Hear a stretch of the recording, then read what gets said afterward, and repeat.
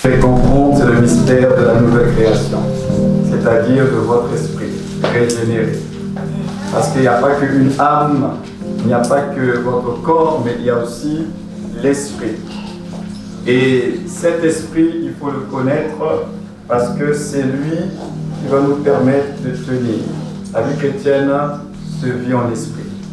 Et je vous disais que tout ce que nous sommes et nous faisons en fait, c'est quelque chose de spirituel.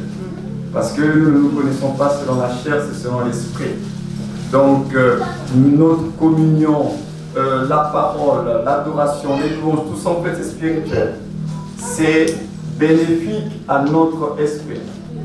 Parce que votre chair, votre âme n'a pas forcément cela. Mais votre homme intérieur, il aime ça. Il aime ça parce que c'est ça ce qui fait son plaisir. Donc on a vu pas mal de choses. On a essayé un peu de parler de notre esprit qui était la lampe de Dieu. C'était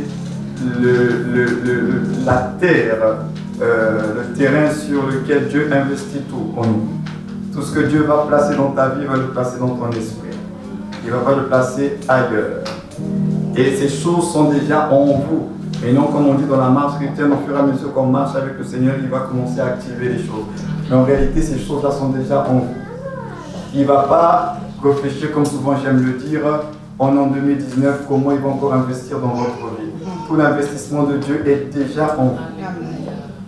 Et non, après, vous marchez, au fur et à mesure que vous connaissez, vous grandissez en connaissance, en maturité, il y a des choses qui s'activent, il y a des choses que vous comprenez mieux, que vous cernez mieux par rapport à votre destinée. Dans votre destinée, tout est en vous. Il a déjà inscrit, les chemins sont déjà tracés dans votre cœur, votre esprit. C'est important de le savoir. Et on avait parlé des fonctions de l'esprit. Il y en a trois principales. Il y a la fonction de la conscience, le juge intérieur. C'est cette fonction qui vous permet justement de pouvoir comprendre que quand vous faites quelque chose de mal, vous êtes mal justement à l'intérieur. Pourquoi vous êtes mal à l'intérieur? Parce que vous avez une conscience. C'est ça, c'est une fonction de l'esprit qui vous fait comprendre que vous avez fait quelque chose de pas bien. Nous allons parler de la communion. C'est la fonction qui nous met en relation avec Dieu. C'est en esprit qu'on est en communion avec Dieu. Et sans l'esprit, en fait, de façon générale, le monde des esprits, cette fonction-là, ça permet d'être en contact avec le monde des esprits. Ceux qui ne sont pas en Christ, ils sont aussi en contact avec le monde des esprits, les sorciers et autres, par cette fonction de l'esprit humain qui est une fonction de communion. Et non, nous, gloire soit rendue à Dieu, c'est que nous sommes en Christ. Et c'est la communion avec Dieu. Nous avons accès à Dieu et à la présence de Dieu par la communion. Et enfin, nous allons parler de l'intuition, qui est la connaissance finalement que nous recevons de Dieu et des choses de Dieu, mais une connaissance qui ne passe pas par les facteurs extérieurs, qui n'est pas le résultat de ce que vous avez vu, entendu, expérimenté. C'est une connaissance de Dieu lui-même. Il vous permet d'avoir accès à des informations que vous n'aurez même pas pu penser ou imaginer, mais avec le fameux « je sais que je sais ». Tu sais que c'est ça. Dieu te fait ressentir la chose, il te donne une information, tu ne pourras pas l'expliquer, mais tu sais au plus profond de toi que c'est ça la chose en question. Ça, c'est l'intuition. Or, l'intuition, c'est une fonction de l'esprit. Ce n'est pas l'âme. L'âme, ce sont les pensées, ce sont vos émotions et c'est la décision. Mais dans l'esprit, il y a toute cette dimension-là, intuitive, de communion, de conscience avec Dieu. Donc c'est important de comprendre quand même la différence par rapport à cela. Et on s'était arrêté là. Et je me suis un peu attardé là-dessus, sur ce qui rend fort votre homme intérieur. Parce que le Christ que vous avez reçu, il vit dans votre esprit. Et il faut que notre esprit permette au Christ qui est en nous de pouvoir se développer, c'est-à-dire de prendre de la place. Et il faut que cet esprit puisse être bien nourri. Parce que s'il n'est pas bien nourri, le Christ qui est en vous, il ne va pas avoir la place qu'il faut. C'est comme s'il est comme ça. Il veut se déployer, mais nous, on ne lui donne pas la place qu'il faut. Dans notre esprit. Parce que notre esprit n'est pas suffisamment nourri. Alors le Christ, il est en nous, c'est vrai, mais il n'arrive pas à se déployer parce que la place qu'on lui donne mais ne lui correspond pas. Vous me donnez de l'espace, c'est comme un aigle. L'aigle, vous le mettez en cage. Les scientifiques ont fait certaines études que l'aigle, si vous le mettez en cage, il va se produire deux phénomènes principaux. Un, il va désapprendre à voler, il va perdre son identité complètement. Ou bien, la deuxième chose, il va mourir. Pourquoi il va mourir? Parce qu'il n'est pas à sa place. Il est frustré. Il y a quelque chose en lui qui lui fait comprendre que tu n'es pas appelé à ça. Mais comme il ne peut pas s'exprimer, il meurt petit à petit. Ça, c'est l'aigle. Et c'est ça le chrétien également. Christ en nous, mais il faut que ton esprit, tu le nourrisses suffisamment pour que le Christ qui est en toi puisse pouvoir se déployer. C'est pourquoi, comme Paul disait, les enfants pour lesquels il éprouvait encore au Galates, les douleurs d'enfantement, il dit jusqu'à ce que Christ soit formé en vous. C'est pas Christ qui est bébé, hein. Christ il n'est pas bébé. C'est notre esprit qui doit lui permettre de prendre sa place. Christ, il reste Christ. C'est notre esprit qui doit lui permettre de pouvoir prendre sa place. Mais notre esprit, pour qu'il permette à Christ de prendre sa place, il faut le nourrir. Il faut lui permettre de pouvoir grandir, de pouvoir se fortifier. C'est pourquoi lorsque la Bible dit que nous devons rechercher comme des enfants nouveau-nés le lait spirituel qui est la parole de Dieu, c'est pour notre homme intérieur. C'est lui qui a besoin de la parole. Il se nourrit de la parole de Dieu. Plus nous sommes en contact avec la parole de Dieu, n'oublions pas que la Bible, ce n'est pas un livre qu'il faut lire. On ne lit pas la parole de Dieu, on la médite. On l'étudie pour pouvoir pratiquer. Ce n'est pas juste lire les Écritures. Parce que la parole de Dieu, lorsque nous nous tenons devant elle, nous sommes en train de manger la nourriture de notre esprit. Notre esprit se nourrit. Donc en fait, s'il faut prendre cette image, chaque fois que vous lisez la Bible, vous vous mettez à table. Voilà pourquoi nous devons prendre au sérieux la parole de Dieu. Parce que vous vous mettez à table pour permettre à votre esprit de se nourrir. Alors ne mangez pas vite. Mangez doucement. Appréciez ce que vous mangez. Mais si vous mangez vite, c'est pas bon. Chaque fois que vous ouvrez la parole de Dieu, on se met à table. Ça n'a rien à voir quand on grignote. C'est un peu comme dans le phénomène naturel. Hein. Quelquefois on grignote. C'est juste comme ça on a envie de grignoter. Mais les repas principaux, ce sont les repas principaux. Hein. Là, il faut au moins mettre du sérieux. Hein. Il faut que ça soit du consistant. Hein. Grignoter, ce n'est pas toujours consistant. Donc ça veut dire quoi? Ça veut dire que quand il faut véritablement tenir devant la parole de Dieu pour bien vous nourrir, prenez ça très au sérieux. Maintenant, grignoter, c'est quoi? C'est que de temps en temps, tu as envie de lire un passage comme ça, là, tu l'as vu rapidement, tu lis à un peu la va-vite parce que ça t'a traversé l'esprit, tu lis comme ça, là. Mais il faut manger, s'asseoir.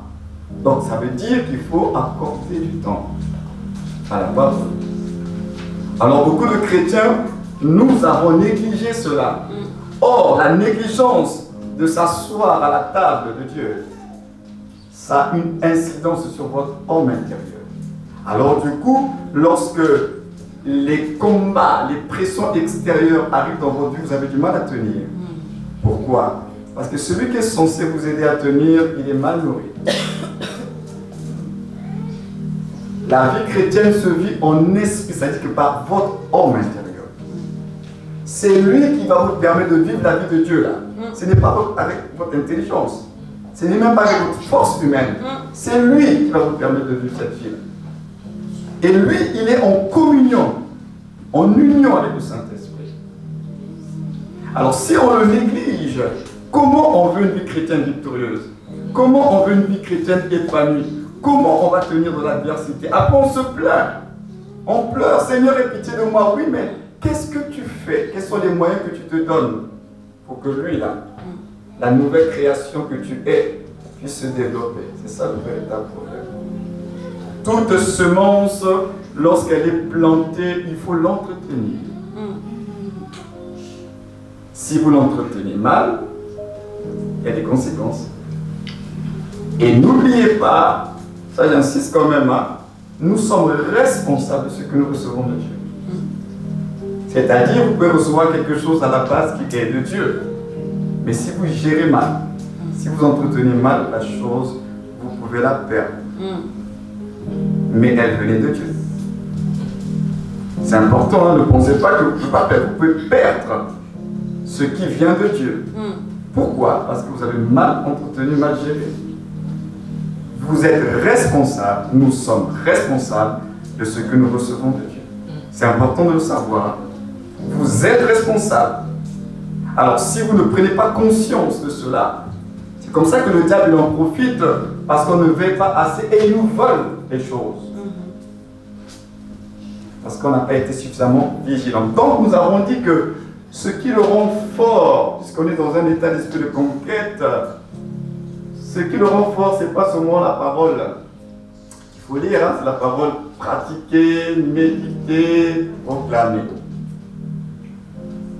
D'ailleurs, je partageais cela ce matin quand on venait ici, lorsque le Seigneur parle à Josué, il dit que ce livre de la loi ne s'éloigne point de ta bouche. D'une part, et de l'autre côté, médite-le, jour et nuit. Il y a la parole de la bouche, qui sort de notre bouche, il y a la parole qu'on va méditer. Or, vous les chrétiens, vous méditez plus, mais vous ne proclamez pas la parole. Sans oublier que ce que vous avez médité, il faut pratiquer cela. Et il dit, si tu fais ainsi, il dit, c'est alors que tu réussiras dans toutes tes entreprises. Donc, quelque part, notre succès et notre réussite dépendent aussi de notre rapport avec la parole. On ne peut pas, en tant que chrétien, espérer un succès, des réussites et des victoires, et on est loin de la parole de Dieu. On ne la médite pas, on ne la pratique pas, on n'est pas soumis à elle, on ne la proclame pas. Mais quand même, on veut des résultats. C'est ça qui est étonnant, les chrétiens de nous voulons des résultats. Dieu a déjà donné le chemin. C'est sa parole. Donc, votre homme intérieur, il a besoin que vous lui donniez sa nourriture. Et l'atmosphère dans laquelle il baigne, c'est la prière. Quand vous priez, avant d'aller dans la prière en langue, quand vous êtes dans une disposition de prière, c'est son atmosphère. La prière, la louange, tout ça, c'est son atmosphère. Alors, si vous n'êtes pas dans cette atmosphère de prière, de louange, de célébration, c'est aussi un véritable problème pour son épanouissement. Il a besoin de cette atmosphère pour s'épanouir en vous. Et le langage premier de votre homme intérieur, et c'est ce qu'on avait vu, c'est ça, la prière en langue. Et je vous avais dit qu'aujourd'hui, le diable, il sait les bienfaits qu'il y a dans ça.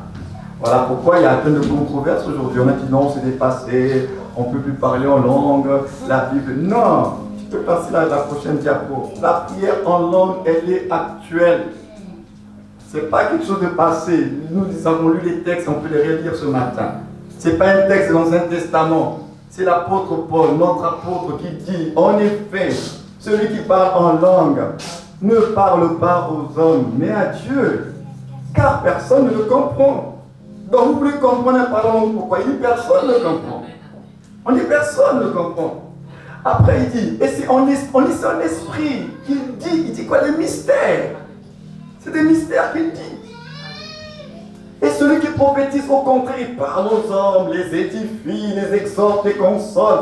Il revient encore, celui qui parle en langue, il dit s'édifie lui-même.